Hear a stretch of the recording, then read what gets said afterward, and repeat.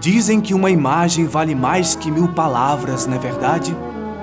Olha, essa afirmação é um tanto controversa. A mim, me parece que foi inventada por alguém com preguiça de ler.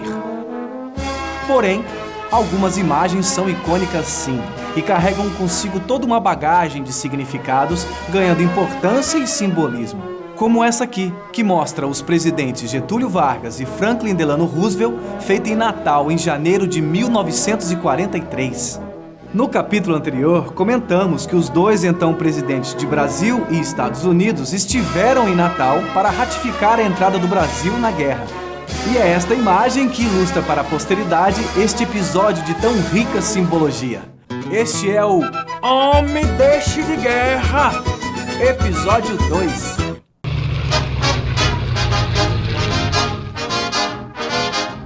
Antes da Segunda Guerra Mundial, diversos países estavam atravessando períodos autoritários que se apoiavam num discurso populista e supostamente nacionalista para chegarem e se manterem no poder. O Partido Nazista, que governava a Alemanha na figura de Adolf Hitler, e Mussolini, que comandava a Itália fascista, não estavam sozinhos no mundo. A Espanha começava a viver sob a ditadura de Franco.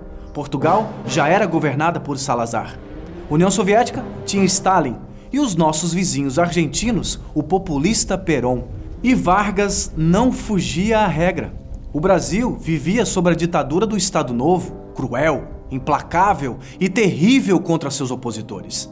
Pela natureza do então regime brasileiro, imaginava-se que Vargas acabaria pendendo para o lado do eixo.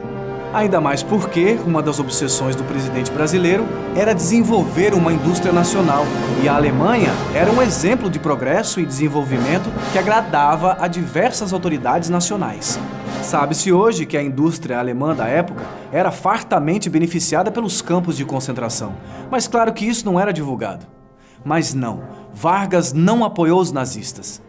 Ele então apoiou os americanos? Também não.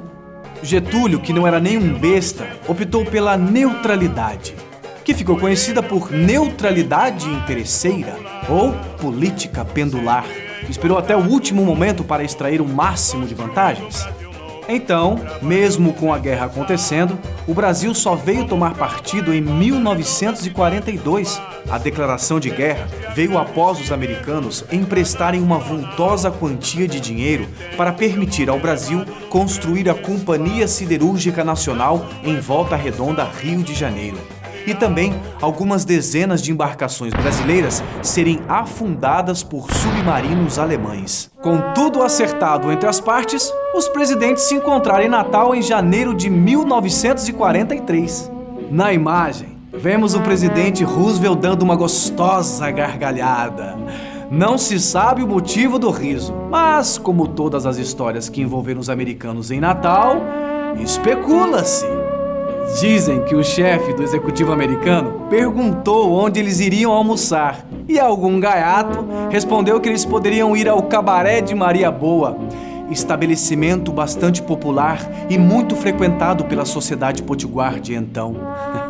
Obviamente, não se tem a confirmação histórica dessa conversa. Então, tratemos como uma anedota inverídica ou um rumor divertido. Até porque a expressão fake news só foi disseminada muitos anos depois. A aliança entre Brasil e Estados Unidos criava uma saia justa para Getúlio Vargas, a começar pela definição que Franklin Roosevelt fez do colega: um ditador em defesa da democracia. Ou seja, depois da Segunda Guerra, ficaria muito difícil para Vargas explicar o seu papel de ditador, uma vez que havia lutado para derrotar regimes autoritários europeus. E como podemos concluir, aquela imagem de Getúlio e Roosevelt foi um enorme salto para a história e eternizou a presença americana em Natal. Mas isso e muito mais a gente conta num próximo vídeo. Esse é o programa Homem Deixe de Guerra, sobre a Segunda Grande Guerra em Natal, falando um pouco sobre história e turismo, uma iniciativa do Sebrae RN que convida você a conhecer esse outro lado de Natal. Até a próxima!